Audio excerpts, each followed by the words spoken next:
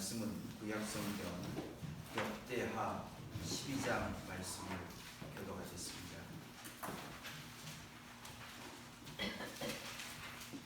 역대하 12장입니다.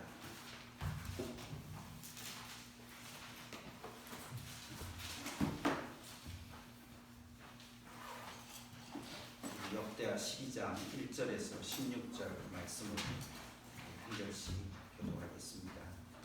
로보암의 나라가 견고하고 세력이 강해지매 그가 여호와의 율법을 버리니 온 이스라엘이 본받은지라. 그들이 여호와를 범죄하였으므로 로보암 제9년에 여호와 시삭이 예루살렘을 치러 올라오니 그에게 병거가 1200대요 마병이 6만 명이며 애굽에서 그와 함께 온 백성 곧 리비아와 숫과 후수 사람이 헤아릴 수 없이 많더라. 시삭이 그들의 병거와 선포를 하고 예루살렘에 이르니 그때에 유다 방백들이 시삭의 일로 예루살렘에 모였는지라. 선지자 스마야가 로보암과 방백들에게 나와 이르되 여호와께서 이같이 말씀하시기를 너희가 나를 버렸으므로 나도 너희를 버려 시삭의 손에 넘겼노라 하셨다 한지라. 이에 이스라엘 방백들과 왕이 스스로 경계하여 이르되 여호와는 그리스도시다 하매 여호와께서 그들이 스스로 겸비함을 보신지라. 여호와의 말씀이 스마야에게 임하여 이르시되 그들이 스스로 겸비하였으니 내가 멸하지 아니하고 저희를 조금 구원하여 나의 노를 시삭의 손을 통하여 예루살렘에 쏟지 아니하리라. 그러나 그들이 시삭의 종이 되어 나를 숨긴 것과 세상 사람을 숨긴 것이 땅에 알게 되었다. 애굽 왕 시삭이 올라와서 예루살렘을 치고 여호와의 전 보물과 왕궁의 보물을 모두 빼앗고 솔로몬이 만든 금 방패도 빼앗은지라. 여호와는 그들이 신으로서 함께를 만들어 국문을 지키는 두 번째 주자를 세우시니 왕이 여호와의 전에 들어갈 때마다 경호하는 자가 그 방패를 들고 갔다가 경호실로 도로 가져갔더라. 여호와는 스스로 경배하였고 유다의 산을 예루살렘에서 여호와의 신도를 도시하사 하나님을 하셨다. 로보암 왕이 예루살렘에서 스스로 세력을 굳게 하여 다스리니라. 로보암이 왕위에 오를 때에 나이가 41세라. 예루살렘 곧 여호와께서 이스라엘의 모든 지파 중에서 택하여 그의 이름을 두신 성에서 17년 동안 다스리니라. 로보암의 어머니의 이름은 나아마요 암몬 여인이더라. 여호와의 아들을 낳았으니 이는 그가 여호와를 거부하는 마음을 깨뜨리지 아니하니라. 로보암의 처음부터 끝까지의 행적은 선지자 스마야와 선견자 iddo의 족보책에 기록되지 아니하였느냐. 로보암과 여로보암 사이에 항상 전쟁이 있으니라. 로보암이 그의 조상들과 함께 도움에 하여심이 장사되고 그의 아들 아비야가 그를 대신하여 왕이 되었다.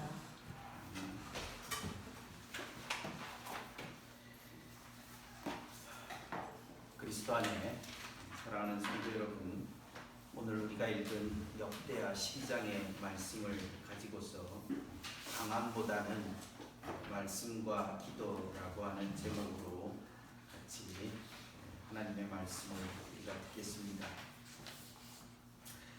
오늘 우리가 읽은 본문은 유다 나라의 남왕국 유다의 르호보암에 대한 말씀입니다. 이 르호보암이라고 하는 사람은 그 유명한 왕이었던 솔로몬의 아들이고 솔로몬을 이어서 왕이 되었습니다.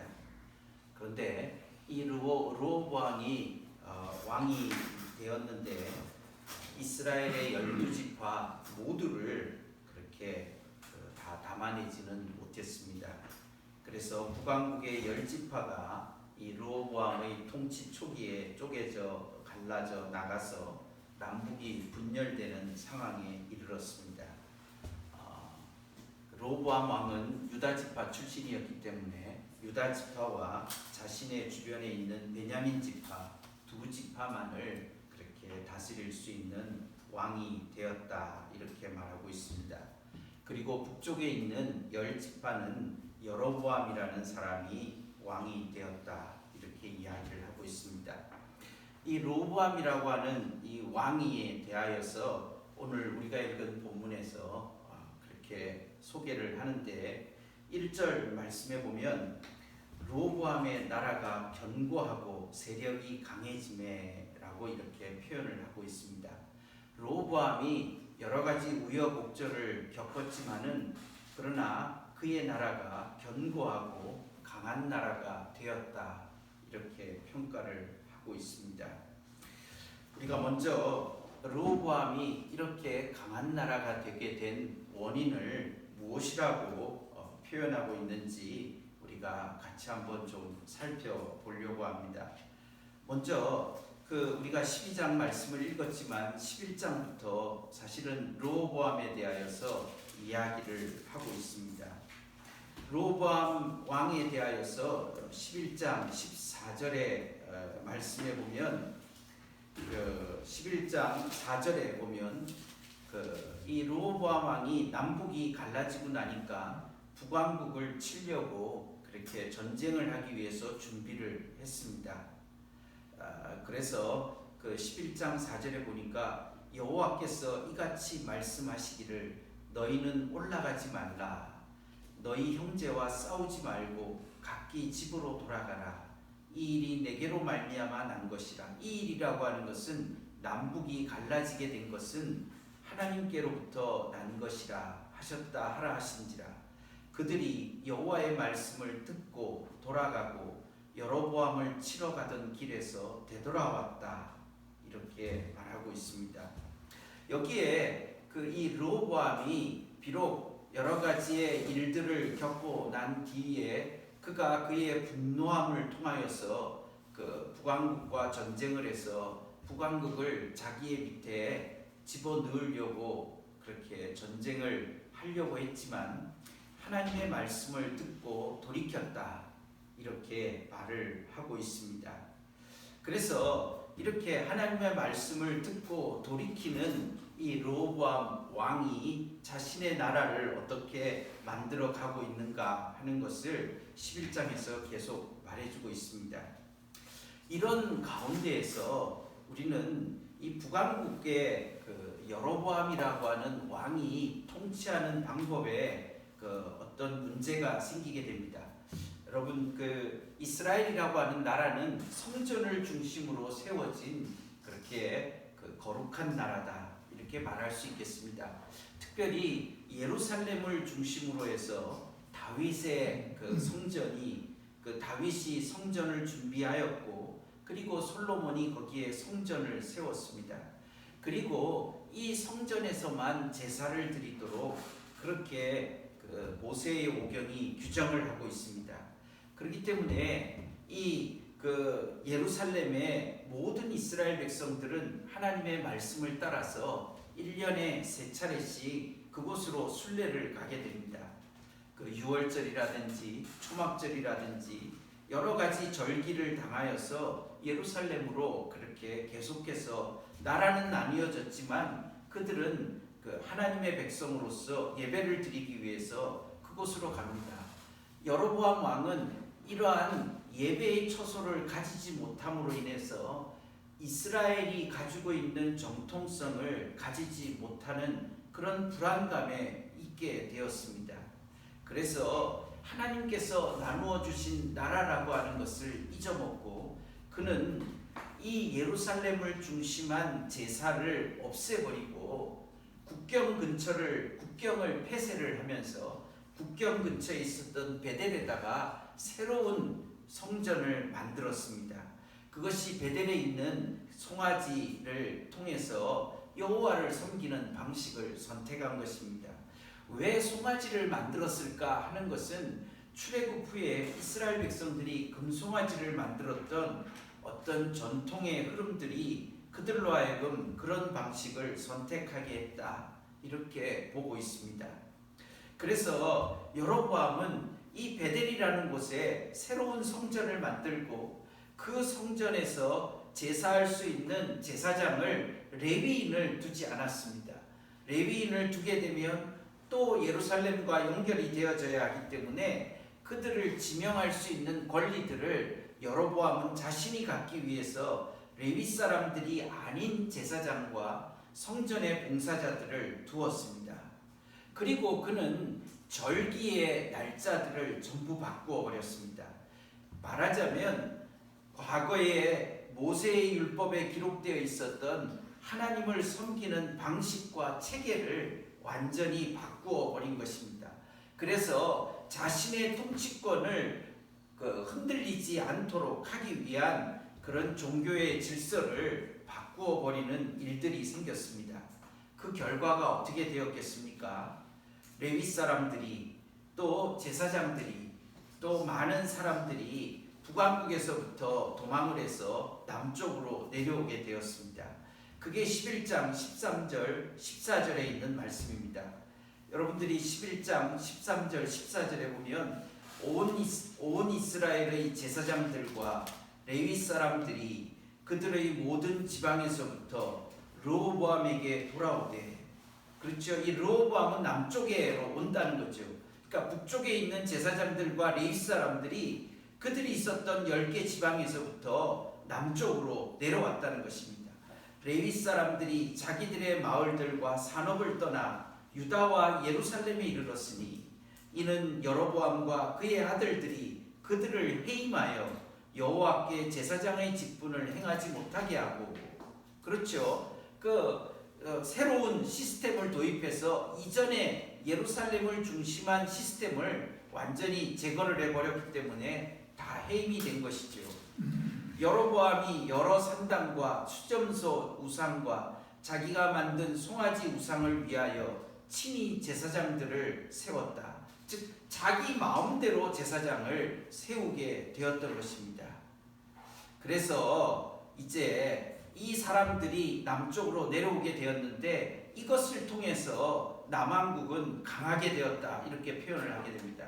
그래서 16절과 17절을 계속 보겠습니다.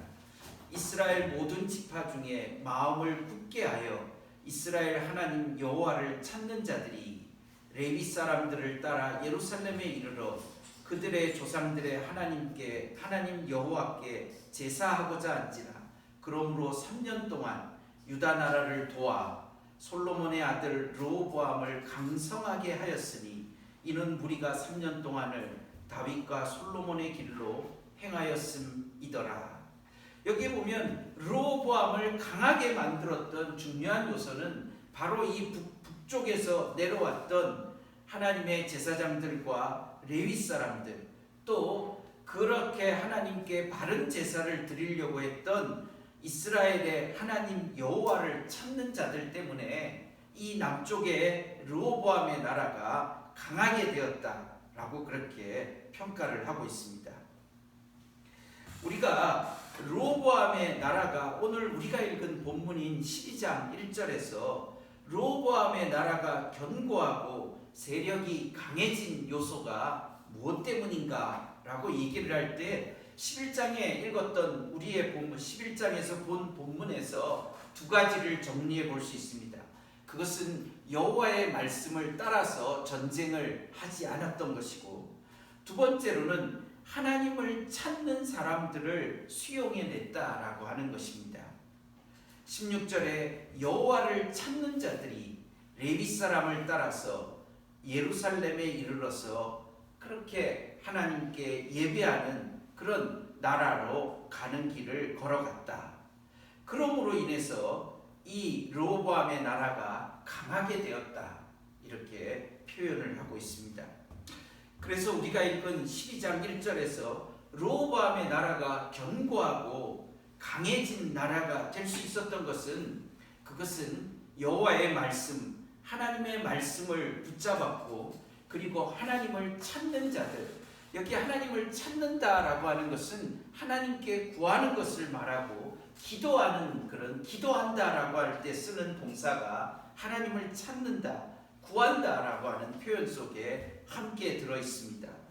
그래서 르호보암의 나라가 견고해진 이유가 무엇입니까? 그것은 말씀에 순종하고 하나님을 찾는 기도하는 백성들을 통해서 그 나라가 강해졌다고 12장 1절은 우리가 12장 1절을 그렇게 우리의 문맥을 통해서 이해할 수가 있습니다.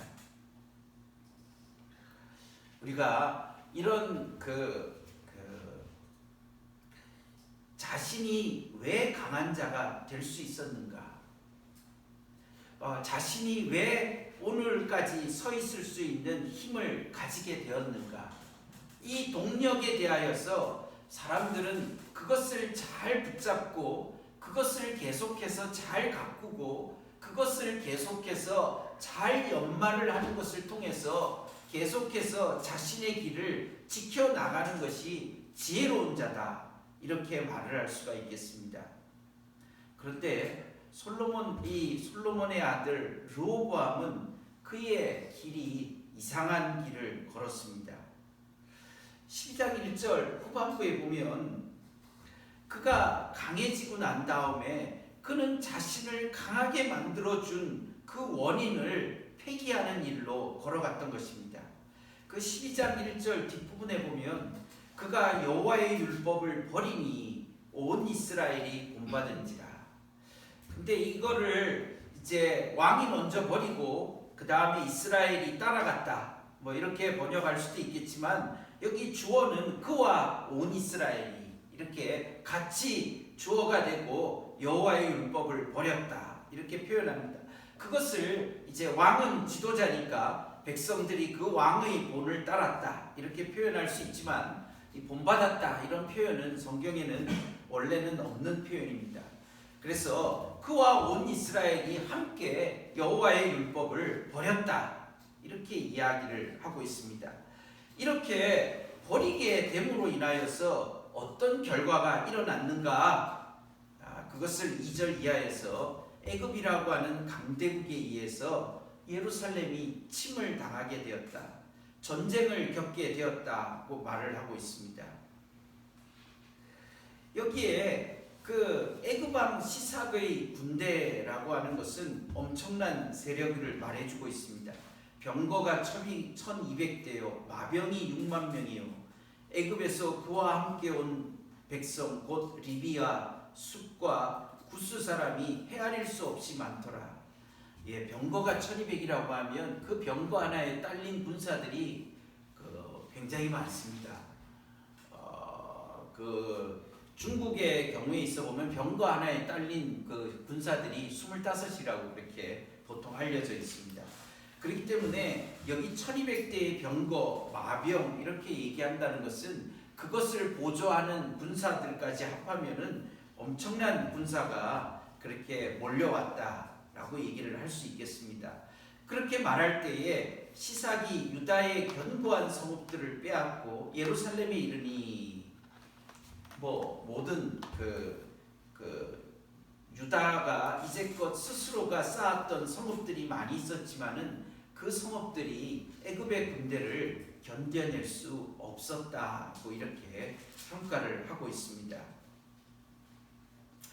그런데 왜 이런 전쟁이 일어났는가 하는 것에 대해서 물론 2절에서 여호와께 범죄했다라고 하는 표현을 통하여서 이런 일들이 일어났다는 암시를 주고 있는데, 조금 더 적극적으로 5절에 보면 왜 이런 전쟁이 일어났는지를 설명하는 선지자의 그 선언이 있습니다.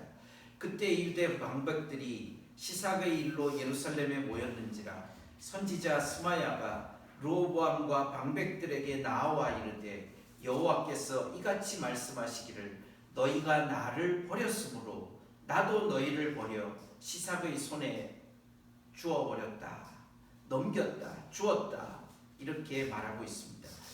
여기에 여호와의 율법을 버린 것은 하나님을 버린 것으로 그렇게 표현을 하고 있습니다. 즉 하나님과 여호와의 율법은 같이 연결되어져 있는 동일체다라고 하는 것을 우리가 알 수가 있습니다.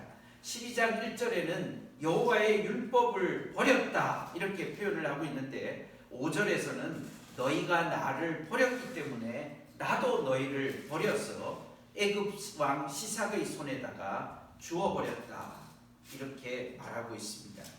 결국은 그의 강함이라고 하는 것을 가지고서 그가 이 강함을 지키기 위하여서 필요했던 것은 하나님을 계속 붙잡는 것이었는데, 그런데 그것을 버리게 되었다는 것입니다. 그 버린 것에 대한 구체적인 내용이 무엇이냐라고 하는 것에 대하여서 그 뒤에 조금 그렇게 나오게 됩니다. 거기에 보시면 이것을 여러 가지 그 내용들이 열왕기상 여기 뒤에 본문에 나오지 않고 이것과 병행되는 본문인 열왕기상 14장 22절부터 24절에 보면 그 하나님을 버렸다라고 평가할 수 있는 하나님의 율법을 버린 구체적인 행위들을 그렇게 거기에 기록을 해놓고 있습니다. 그들이 보면 여호와 보시기에 악을 행했다 이렇게 이야기를 합니다. 이것은 사사시대의 전형적인 타락한 모습을 총체적으로 표현해 주는 것이 여호와 보시기에 악을 행했다는 것입니다. 그래서 이것은 그 조상들이 행한 모든 일보다 뛰어난 범죄를 행했다 이렇게 얘기를 합니다. 우상을 섬기는 일을 하는 것을 보통 여호와 앞에서 악을 행했다 이렇게 얘기합니다. 산 위에서 모든 푸른 나무 아래서 산당과 우상과 아세라상을 세웠다 이렇게 표현을 합니다. 다른 신을 섬기는 길을 선택했다는 것입니다. 그런데 고대 사회에서 신을 바꾼다라고 하는 것은 특별한 이유가 있지 않으면 그런 일들이 일어나지 않습니다. 사람이 자기가 의지하고 따르는 자를 변경한다라고 하는 것은 사람이 마치 오늘날 직장을 바꾸는 이유가 무엇이겠습니까? 자신의 직장을 바꾸는 이유는 더 많은 이익을 주거나 자신의 삶에 더 큰 유익을 가져다 줄 수 있는 것이라고 생각하면서 삶의 방향을 바꿉니다. 사람이 전공을 바꾸기도 하고 삶의 방향을 바꾸기도 합니다. 고대에서 신이라고 하는 것은, 종교라고 하는 것은 삶의 일부분이었기 때문에 신을 바꾼다라고 하는 것은 더 많은 것을 줄 수 있는 자를 찾아 나서는 것을 신을 바꾸는 것이다 이렇게 표현할 수 있습니다. 당시에 가나안 땅에 있는 종교는 다산의 종교였습니다. 다산이라고 하는 것은 많은 자녀를 낳아주는 것뿐만 아니라 이 땅에서 주는 비옥함을 빌어주는 그런 신들을 찾았던 것입니다. 그런데 더 부해지고 싶어서, 더 많아지고 싶어서, 더 강해지고 싶어서 결국은 여호와를 버리고 다른 신을 찾았지만은 그 결과 그는 모든 것을 잃어버리고 말았다라고 하는 평가를 받게 되었던 것입니다. 구체적으로 그가 잃어버렸던 것이 무엇인가 하는 것을 9절부터 우리 본문 12장 9절부터 거기에 표현을 해주고 있습니다. 9절을 보십시오. 애굽왕 시삭이 올라와서 예루살렘을 치고 여호와의 전 보물과 왕궁의 보물을 모두 빼앗고 솔로몬이 만든 금 방패도 빼앗은지라. 르호보암 왕이 그 대신에 노수로 방패를 만들어 국문을 지키는 저 경호 책임자들의 손에 맡김에 왕이 여호와의 전에 들어갈 때마다 경호하는 자가 그 방패를 들고 갔다가 경호실로 도로 가져갔더라. 여기 말하려고 하는 요지는 그것입니다. 그 솔로몬 시절에 만들었던 금으로 된 모든 보물들을 다 빼앗기고 그것을 노수로 된 것으로 바꾸어 버렸다는 것입니다. 여러분, 금으로 만든, 금으로 상징되어지는 그 과거의 영광스러움을 노수로 바꾼 현실은 비교가 불가하다는 것을 우리가 잘 알 수가 있습니다. 결국은 금으로 상징되어지는 자신의 영광과 강함을 더 많은 것을 얻기 위해서 다른 신을 섬기다가 결국은 노수로 바꾸는 결실을 맺게 되었다 이렇게 말할 수 있는 것입니다. 사람들이 강해지면 더 강해지고 싶어 합니다. 그것이 강함의 역설입니다. 그러다가 다 잃어버립니다. 오늘 우리가 이런 말씀들을 기억하면서 이 르호보암이라고 하는 왕이 걸어갔던 어리석음에 대하여서 생각을 해보게 되는 것입니다. 자신을 진짜 강하게 어려운 속에서 강하게 만들어 주었던 그 자리를 그대로 지켜내지 못하는 이 르호보암 왕의 어리석음이 스스로를 금으로 그렇게 솔로몬으로부터 물려받았던 모든 것들을 노수로 바꾸어 버리는 어리석은 자리에 이르게 되어졌다, 이렇게 말을 하고 있습니다. 이런 자리에서 우리는 르호보암이 망하지 아니하고 그래도 자기를 지킬 수 있는 길을 선택했다고 이야기를 하고 있습니다. 그것을 6절에서 이렇게 표현합니다. 이에 이스라엘 방백들과 왕이 스스로 겸비하여 이르되 여호와는 의로우시다 하매, 7절에 여호와께서 그들이 스스로 겸비함을 보신지라 여호와의 말씀이 스마야에게 임하여 이르시되 그들이 스스로 겸비하였으니 내가 멸하지 아니하고 저희를 조금 구원하여 나의 노를 시삭의 손을 통하여 예루살렘에 쏟지 아니하리라. 여기 겸비하다라고 얘기하는 것은 무슨 말이냐면 스스로 겸비하여 여호와가 의로우시다라고 그렇게 말합니다. 하나님을 다시 찾고 하나님께서 하신 이 행위에 대하여서 정당하다라고, 자신들이 불의하다라고 하는 것을 인정하는 자리에 이르게 되었다는 것입니다. 그래서 스스로 겸비하다라고 하는 것은 하나님이 하시는 의로우신 심판 앞에 이것을 받아들이고 하나님께로 자신의 마음을 돌이키는 일을 했다, 이렇게 말하고 있습니다. 그래서 12절을 보시면 르호보암이 스스로 겸비하였고 유다에 선한 일도 있었으므로 여호와께서 노를 돌이키사 다 멸하지 않았다라고 그렇게 말하고 있습니다. 그러므로 13절에 보면 르호보암 왕은 예루살렘에서 스스로 세력을 굳게 하여 다스리다가 그가 17년을 다스리다가 죽게 되었다라고 그의 생애를 평가를 해주는 것을 보게 됩니다. 우리가 이 르호보암의 왕의 기록을 통하여서 우리가 알 수 있는 것이 무엇인가 하는 것을 우리가 조금 더 살펴보아야 되겠습니다. 여호와께서 의로우시다라고 얘기하는 이 의로우시다라고 하는 것은 단순히 하나님이 하시는 것이 옳다, 그리고 나는 옳지 못한 길을 걸어왔다, 이런 측면을 말하는 것도 있지만은, 하나님께서는 하나님과 자기 백성과의 관계를 유지하기 위하여서 자신들에게 이런 어려운 자리를 떨어뜨리셨다라고 하는 것을 말해주고 있습니다. 의롭다고 하는 것은, 의로움이라고 하는 것이 양자의 관계에 있어서, 하나님과 이스라엘 백성과의 관계에 있어서 이 관계를 성실하게 지속해 나가는 것을 의롭다라고 그렇게 말을 해주고 있습니다.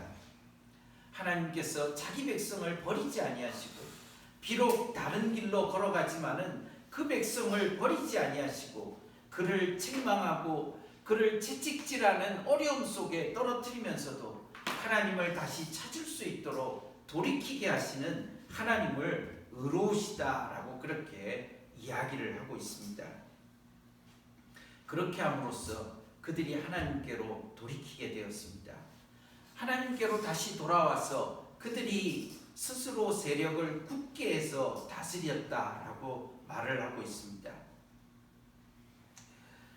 여러분, 우리가 이런 이 르호보암을 통하여서 우리가 이 강함이라고 하는 것에 대해서, 자신의 삶을 굳게 다질 수 있는 삶이 무엇인가 하는 것에 대해서 우리가 정리를 좀 해보려고 합니다. 여러분, 여기에 흥미로운 말씀이 있습니다. 이 르호보암을 향하여서 하나님이 8절에 있는 말씀에 보면 선지자 스마야가 이런 이야기를 합니다. 그러나 그들이 시삭의 종이 되어 나를 섬기는 것과 세상 나라를 섬기는 것이 어떠한지 알게 되리라 하셨더라. 세상 나라들을 섬기는 것과 하나님을 섬기는 것의 차이에 대하여서 이야기를 하고 있습니다. 이 세상 나라를 섬기는 길, 그리고 하나님을 섬기는 길, 이 차이들을 어떻게 그가 잘 보면서 이제 그의 앞에 길을 어떻게 걸어가야 될지를 이 사건을 통해서 깨닫게 하신다, 이렇게 말을 하고 있습니다. 여러분, 세상 나라와 따라서 세상 사람들과 같이 되기 위하여서 선택한 르호보암 왕의 길이 어떤 결과를 가졌는지를 우리가 보았습니다. 그리고 그런 어려움의 자리에 떨어져서 겸비하게 되어서 다시 하나님을 섬기는 길로 나아가도록 하나님께서 그를 부르시고 계신다고 말할 수 있겠습니다. 오늘 저는 이 르호보암 왕을 통해서 사람들이 강하게 된다, 그리고 땅 위에서 견고하게 되기 위해서 성장하는 것을 사람들은 굉장히 바라고 있습니다.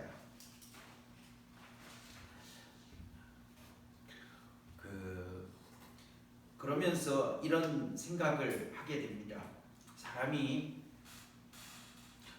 사람은 성장을 한다든지 기업도 성장을 하게 된다라고 얘기를 하고, 모든 사람들은 오늘날 특히 우리 사회와 같은 사회는 성장이 되지 않으면 모든 것에 대한 불안함을 느끼게 됩니다. 그런데 성장이라고 하는 것에 우리가 신앙적인 성장의 본질이 무엇일까 하는 것에 대해서 질문을 하게 됩니다. 대부분 성장이라고 하는 것은 어린아이 시절에서부터 스스로 독립을 하고 자기가 자기 스스로 자기를 건사할 수 있게 되는 것을 성장한다라고 표현을 합니다. 그리고 자신의 영향력을 더 많은 사람들에게 끼치기를 바라는 것을 성장이라고 이야기를 합니다. 그런데 신앙 안에서 성장한다는 것은 어떤 것일까 하는 것입니다. 신앙 안에서 성장한다라고 하는 것은 결국은 더욱더 겸비할 수 있는 자리에 이르는 것. 겸비한다라고 하는 것은 하나님께 자신을 더욱 의탁하는 사람이 되는 것. 하나님 앞에서 더욱 자신이 어린아이와 같이 되는 것. 그것을 신앙에서 성장한다, 이렇게 말할 수 있는 것입니다. 여호와의 율법을 버리고 하나님께 기도하지 않고서도 살아갈 수 있다라고 생각하는 사람을 성장하는 사람, 안정된 사람이라고 성경이 말하고 있지 않습니다. 우리가 더 잘하면 잘할수록, 우리의 신앙과 연륜이 많으면 많을수록 더욱 하나님을 의지하고 하나님의 말씀에 붙잡히고, 그리고 하나님께 기도하는 것을 더 의지하면서 살아가는 삶이 될 때에 그의 삶이 더욱 견실한 자리에 있게 된다고 우리에게 말하고 있습니다. 하나님의 의로우심을 신뢰하는, 하나님과의 관계를 유지하는 것에 자신의 삶의 기초를 놓는다라고 하는 것에 있어서 더욱더 온전하게 쓰는 것이 소중하다, 이렇게 이야기를 하고 있습니다. 우리는 바울 사도라고 하는 사람을 알고 있습니다. 바울 사도는 그가 신앙이 더욱더 자라가고 자신의 많은 일들이 벌어지는 것 가운데서도 그는 자신이 가지고 있는 자신의 가문과 자기의 인종됨과 그리고 자신이 배웠던 학문들에 대하여서 그것들을 배설물로 여긴다고 말하고 있습니다. 그러면서 그는 다메섹에서 부활하신 예수 그리스도께 붙잡혔던 그 자리에 계속해서 머물기를 달려가면서 원했다라고 그렇게 표현을 하고 있습니다. 우리의 신앙이 자라간다는 것이 무엇이겠습니까? 사람들은 많은 일을 하고 더 많은 영향력을 가지는 것을 사람들은 더 커지고 온전한 것이라고 생각하지만, 그러나 참된 하나님의 백성들의 걸음에 있어서의 진정한 자람이라고 하는 것이 무엇인가? 그리고 그가 정말로 많은 사람들을 유익하게 하고 세울 수 있는 힘이 무엇인가? 그것은 그가 스스로 겸비해지는 길, 하나님께 자기를 더 의탁하면서 기도하면서 살아가는 길이다, 이렇게 정리해 볼 수 있겠습니다. 오늘도 우리가 이 르호보암 왕의 말씀을 통하여서 우리가 강한 것을 추구하기보다는 겸비한 자리에 있기를 더 간절히 바라고, 그 겸비함의 실체는 말씀과 기도 가운데 우리의 삶을 세우는 것이다 하는 것을 우리가 기억해야 되겠습니다. 우리 말씀을 기억하면서 585장을 주시고 이렇게 준비하신